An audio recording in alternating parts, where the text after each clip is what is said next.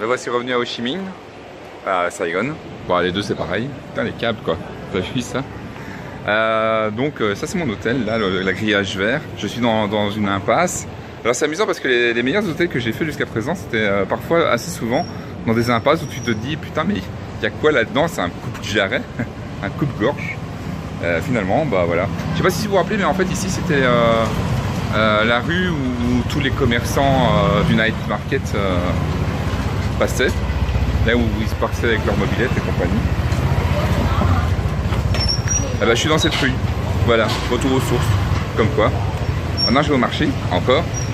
Parce que c'est mon dernier jour et parce que j'ai envie de voir si on n'aurait pas moyen d'acheter des trucs sympas. On verra bien. En attendant, j'ai quand même mangé parce que j'ai un peu faim. Encore manger, toujours manger. Il y a un truc que je me suis rendu compte pendant tout mon voyage, c'est que outre le fait qu'il y ait beaucoup de couples qui voyagent ensemble, il y a aussi énormément de filles qui voyagent entre copines, donc juste à deux. Et je sais pas pourquoi, vraisemblablement, c'est une destination à faire entre potes, entre meufs, le Vietnam. Maintenant, c'est peut-être juste moi qui fais plus attention aux jolies filles qu'aux autres. Je ne sais pas, je ne sais pas. De nouveau market. Ouais, bon, arrêtez de me juger, c'est bon là. Il est encore en train de manger, je sais. Foutez-moi la paix. Je commence justement à avoir une petite habitude, c'est un peu dommage de partir maintenant alors que ça y est, je commence à savoir un petit peu ce que je veux et ce que j'ai envie. D'abord, on fait en sorte de goûter, de tester ce que le pays a nous apporter et puis au bout d'un moment, il y a certaines choses que l'on préfère éviter, par exemple le smoothie mango. Dans tous les smoothies, ils mettent énormément de sucre, beaucoup trop de sucre. Ce qui fait que à chaque fois maintenant, je demandais à ce qu'ils ne mettent pas de sucre du tout. Et c'est beaucoup mieux comme ça. Et ici, j'ai demandé un plat typiquement vietnamien que je connaissais pas encore. Comme quoi, même le dernier jour, j'ai découvert un truc.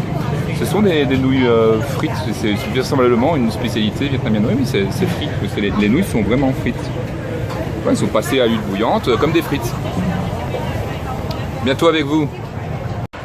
Parce qu'il faut dire au niveau du sucre qu'ils en mettent partout et tout le temps. Mais vraiment tout le temps et partout, il y en a des belles grosses quantités. Du coup, je comprends un petit peu pourquoi les Vietnamiens ont un look un petit peu plus fat que les autres. Sinon, dans le restaurant dans lequel je viens d'aller, c'est-à-dire là le Po Dem juste derrière moi, il y a un gamin, il est incroyable. Il est super souriant, il est super sympathique, il parle mieux anglais que moi, vous allez me dire, c'est pas difficile. Bande de salopards. Mais franchement, c'est l'un des seuls qui m'a donné envie de revenir dans un restaurant. En plus, un street food. Vraiment pour dire. Donc, je sais pas, il a un charisme. Et c'est un gosse de 12 ans, je crois. Mais vraiment, tout rond, tout potelé, mais super sympa. On dirait le Bouddha heureux, là. Comment est-ce qu'on dit? Happy Buddha. Enfin, bref, voilà. C'était ma dernière nuit au Vietnam. Et c'était sympathique. Maintenant, je vais essayer de rentrer, dormir quelques heures parce qu'après, il y a l'avion. Et après, on se revoit. C'est pas que je suis pas content, hein. Je serais content de vous revoir, mais bon. Allez, à plus tard. Et voilà, ça y est, je suis revenu au pays. Après quelques péripéties. Oh là là, les gars. Évidemment, j'ai réussi à me choper la place de l'avion la plus maudite. Ou alors, c'est juste parce que j'étais assis dessus. Oui, ce serait en fait tout à fait raisonnable de penser ça. La 45H. Donc si vous allez un jour dans un avion et que la place c'est la 45H, méfiez-vous. Genre la ventilation était pétée, donc il me pleuvait sur la gueule. Heureusement j'avais ma capuche, voilà, ma capuche.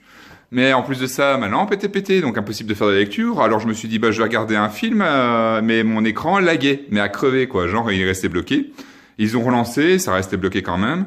Et puis ils ont quand même bien voulu me faire changer de place juste avant la 4e catastrophe, qui était le renversement de café bouillant sur la place. Et heureusement, je n'y étais plus. J'ai au moins échappé à ça. Puis après, je suis rentré, je suis arrivé au pays. Là, je me suis rendu compte que merde, on est le week-end. Et du coup, il n'y a pas de train le week-end, ou pas beaucoup. Et comme je suis arrivé vers 10h30, forcément... c'était un peu plus compliqué. Heureusement, ma famille est venue me chercher et m'a reconduit dans la maison familiale. C'est déjà ça en moins. Enfin voilà, je suis bien arrivé, je suis bien rentré en un seul morceau. Donc, merci de m'avoir suivi. Et après une prochaine fois pour un prochain voyage. Je ne sais pas encore quoi, on verra bien.